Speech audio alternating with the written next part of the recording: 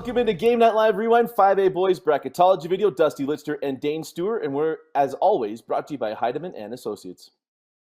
Yeah, and just a reminder, a flat service fee associated at Heidemann and Associates. Whatever you need, they're going to bill you for that. They're not going to charge you for a ton of hours doing the work. Flat service fee, and they're going to take care of you. Make sure it fits your needs. For a free consultation, tell them Rewind sent you and call 801-754-4240. And we'll talk about later how you can make 2022 the year of you with our friends at Western Governors University. Go to wgu.edu, sign up for a chance for a $2,500 scholarship. All right, let's get into this 5A tournament. Well, like that boys bracket, Dane is going to go. I mean, this is wide open too. I mean, I know we have some favorites, and I have my preseason pick and all that kind of stuff, but this tournament's going to be really open. So let's jump into this, shall we? A team that I know you're really high on in all the right ways, Alta versus Bonneville. Yeah. It's interesting, Dusty. These are going to be two contrasting styles. You look at Bonneville. This is a team that plays such good defense. They really have the ability to lock you down, and Carson Jones can provide scoring. The Dixons, obviously, they are tough to deal with. But man, this Alta team, saw them early, and the more you see them, the more you kind of fall in love with the style they play and with the makeup of their roster. I'm going to go with Alta. To me, I think they can win fast. I think they can win slow. But if they can really instill that tempo that they want to play at against Bonneville, this is a good opportunity for them to get that upset as a 6th seed. Bonneville is going to have to keep this game in the 40s to get a win, and I just think Alta is going to have too much offense to do that. Yeah, and this Alta team's really come on strong late. Had a great late push. They did have a couple head-scratching loss toward the end, but it was a tough week. I mean, good grief. They played Timpview back-to-back nights and all kinds of stuff. I'm with you. When we saw the Alta team against Timpview, I turned to you, and you're like, well, secret's out. If Dusty saw it, the secret's out. And what Coach Jordan has done there in 1 year has been outstanding. I mean, it's a different feel for this program, and congratulations to him and what he's been able to do so quickly. And I think maybe it starts with the gym getting brightened up with all that white paint. So this has been a lot of fun to watch what Alta's done. Congratulations to Bonneville on a great run. And not to say, well, you're done, but I'm going Alta. It's been an awesome run for Bonneville in the last couple of years. We've seen it really kind of a golden age of Bonneville athletics and major sports in football and basketball, but been a great run. Now we'll go to the bottom of the bracket. The number 1 overall seed, Olympus, taking on Salem Hills. Yeah, big win on Friday, Salem Hills over Stansbury. That's a gritty Stansbury team. That's a nice win for Salem Hills, and one that was, I think, double figures if I recall correctly. But being in a 5A gym on Friday night, had an opportunity to hear a lot of coaches and different perspectives, and they all raved about this Olympus team, and for good reason, right? Number 1 for the majority of the year in 5A, and number 1 in this tournament. You look at, had Davis on the ropes, probably should have beat them early on in the year. Jordy Barnes, the way he runs that offense. And then you have, obviously a young Dowdell, which is a magical name in Olympus lore for good reason. You have Jack Wistersill, just a short career as a Titan, but he is a matchup problem for a lot of teams. I think Olympus in this one sails, and the Titans find themselves again in the semifinal. Well, if there's a group of kids that's going to believe they can go beat Olympus, it would be a group of kids from Salem Hills. I mean, you got a Nelson on the team, for heaven's sakes. And when Nelson's walking in the gym, they're open. They're like the Dowdells. They're open the moment they walk in. But, yeah, I don't know they have enough firepower. And I don't know that you're going to be able to slow the game down enough if your Salem Hills want to play that game to knock off Olympus. And it's funny, some coaches I talked to recently, too, they said, well, how many good Olympus teams? Maybe they're the best team in the 5A bracket. And that didn't pull it off. I was like, well, but since they pulled off the one, I mean, they've been – pretty stinking good. It was kind of a funny thing. And because there's still, for Matt Barnes, he's got so much history. He's done such great things. This team is really, really good. And I'm going to roll Olympus. Now we go to the opposite side. We got Orem versus Woods Cross. Interesting game here. A rematch of a game from early on this year. Orem beat Woods Cross by 10. I think it was 50-40. It was something like that. This Woods Cross team, it's been a journey for them. They had to get some late wins to try to stay around for a region championship. Lost the last game of the year to Bonneville. where they lost that region championship ultimately. And then, to come into the playoffs, had to play Box Elder for a third time this year, and a matchup that they split in the regular season. That game went to overtime. So, look, it's been some heavy push late in the year from Woods Cross. I love this Woods Cross team. Bettinger, Smith, you look at guys inside and Hogan. I mean, this is a really good lineup for Coach Margetts. I just worry about them having enough in the tank still with some of the heavyweight they've had late in the year. I'm going to go with Orem in this one. I think it's a close game. I would even say single digits, but I am going to roll with the Tigers here to get the win over Woods Cross. Well, Coach Perry Wildeboer does such a great job at Orem, and this is a team that started out so hot. And I think we talk about this a lot. A team can start out hot. It's not about how you start, it's how you finish. And you go through a couple of tough losses. You had that buzzer-beating loss, controversial or not, against Timpview. And then actually both those games there, and then the Alta loss. And I think it kind of maybe helps sort some things out for Orem. When you go down a little bit, you hit a valley, and you're going to come back to the peak. I think this Orem team's hitting that peak. I think they're on that way up, that trajectory. We're going to find out how soon and how fast it's going to be there. But I'm going to take Orem as well. And now to what – Actually, let me pause you real quick because we had some late intel come across, and our graphics guy's going to love this. I'm switching. I'm going Woods Cross. And you want to know why, Dusty? The Wildcats have not lost a game when this guy has been on the call this year. And you know what? We're going to be there. So I'm rolling with tradition. And that probably means Orem. Well, anyway, go. I'll go Woods Cross. Switching it up. This guy's been watching. Somebody's been watching Fiddler on the Roof, and it's not this guy. And so, and not because I don't like it. I just watch it live. I don't watch the movie. So that's good though. I like that. Sorry about that. There you go. Vince just loves that we do that. I mean, go watch the 6A video. You'll understand. But he's rolling his eyes right now and probably cursing at me under his breath. No, he's not. He's smiling. He's going, oh, those guys. But he's wearing a Bronco hat and he earned it. So let's go to the bottom part of the bracket. Timpview versus Murray. First team to 80 wins. Yeah, that might be the case. And I'll tell you, it could be recency bias. We saw Timpview late in the year in that game against Alta. Seeing Murray tonight, you see box scores and it's impressive. But when you see it in person, it is really impressive. How about this, Dusty? We're just going to take a bit of a sidestep here. In a win on Friday night, there was a player – in a game on Friday night, there was a player who scored 50 and his team lost. That's how good Murray is. Jake Nadal scored 50 in Springville, and Murray still won that ball game. When it was Jackson Workman – Chudy Anosike, we talk about them a lot. Bowen Davies, the lone senior on this roster, he had to have 7 or 8 blocks in that game against Springville, which likes to work the ball into the paint. Probably was close to a triple-double because he had to be near 8, 9, 10 rebounds as well, scored 14. But then you got guys that fill in the blank here and there, right? It's not just Chudy. It's not just Jackson. You got other guys that can hit the three. Chrisman hit some big ones tonight. You had great drives from some of that surrounding cast. This is a complete roster for Coach Workman. And then you mix in a guy like Chudy, who he says is a D1 defender right now.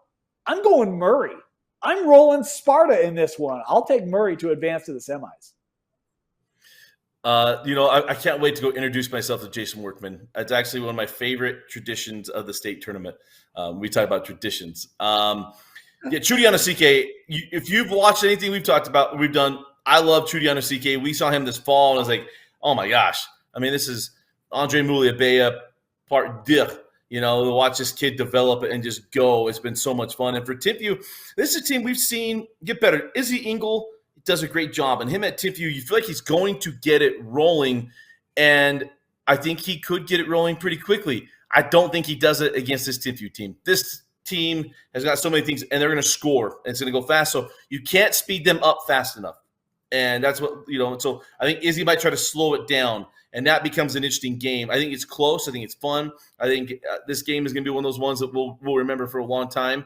Timpview already knocked off what they felt maybe overseeded in Payson. They took care of them. And now they're going to go after Bury. This is a good one, but I'm going to, just like you, I'm going to roll with Sparta in this one and send them to the semifinals for the first time in a long time at Murray. All right, so now we've got Alta versus Olympus. Yeah. Look, Dusty, you said I love this Alta team. I do. But I'll tell you, this Olympus team is so good. I was talking with a 5A coach tonight. He said, I might be biased because I'm in 5A, but I think Olympus is the best team in the state. Those were his words. He thought they would win through the 6A tournament as well. And when you look at that Worcester-Still matchup, it's a problem. You want to take him away inside, he'll step out. And if you come outside, he'll beat you off the dribble. He is a problem to match up with. I actually think Alta might be able to hang around in this ball game. They've got enough perimeter shooting. They've got enough athleticism to speed it up. And but I just don't know if it's enough. But I'm going to pick him anyway. I'm going Alta to pull off the upset. And we talk about tradition. It wouldn't be tradition if I picked Olympus to win a state championship. There's an assistant coach on the staff, and he's laughing right now, hopefully. This is all in good fun, Olympus.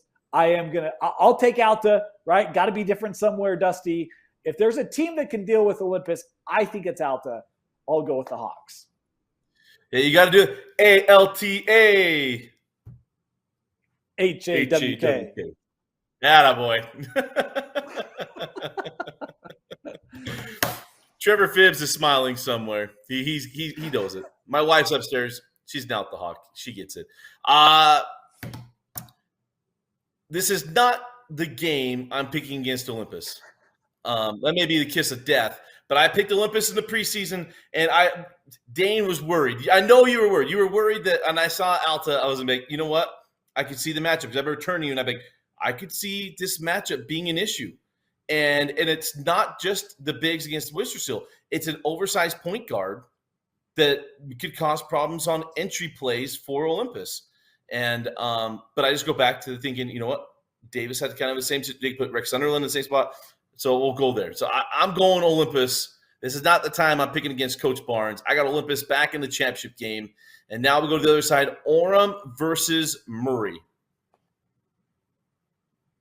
Well, that's your game, Dusty. I picked Woods Cross. Woods Cross versus Murray. And again, our graphics guy is not happy with me. Yeah, I'm going to go Murray in this one. I do think that the scoring power that Murray has is going to be hard to keep up with.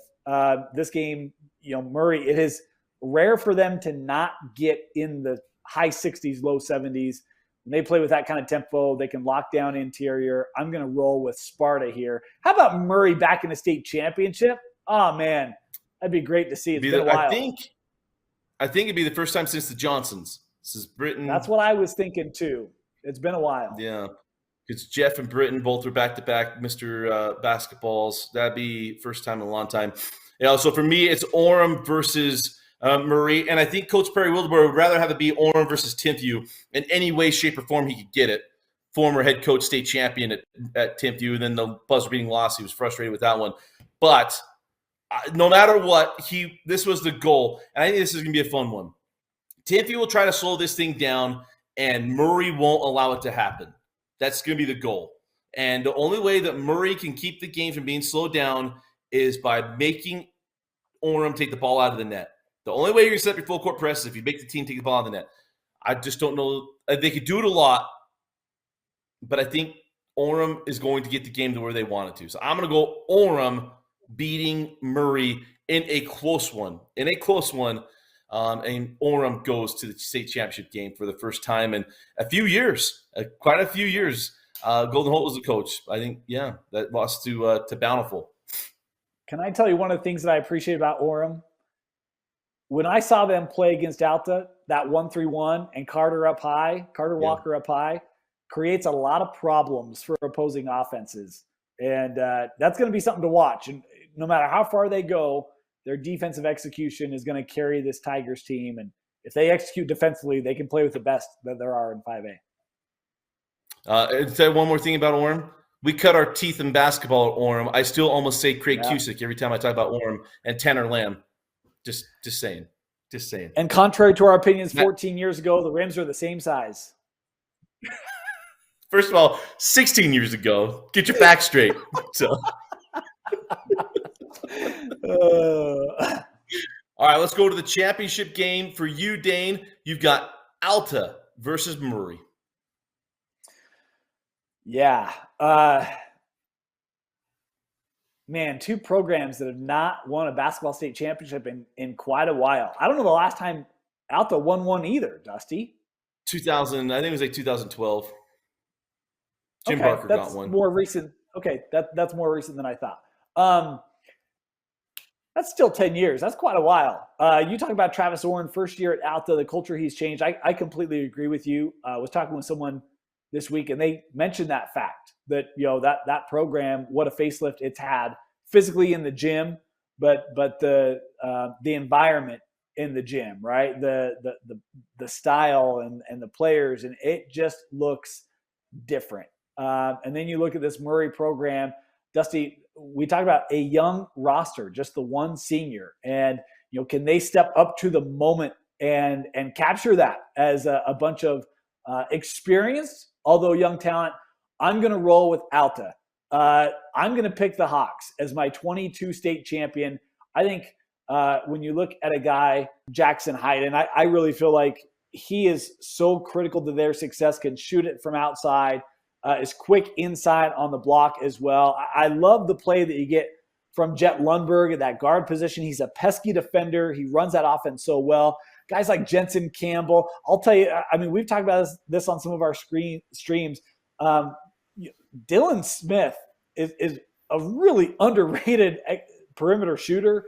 He hits down some big-time threes, and then you got a youngster like Jackson Johnson. I just think this roster, its length across the board, its versatility, the tempo they like to play with, and by the way, they're still really good defensively.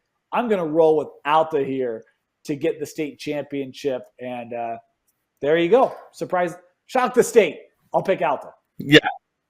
Well, it'd be much like their 2010 championship. I said 12. It was actually 10.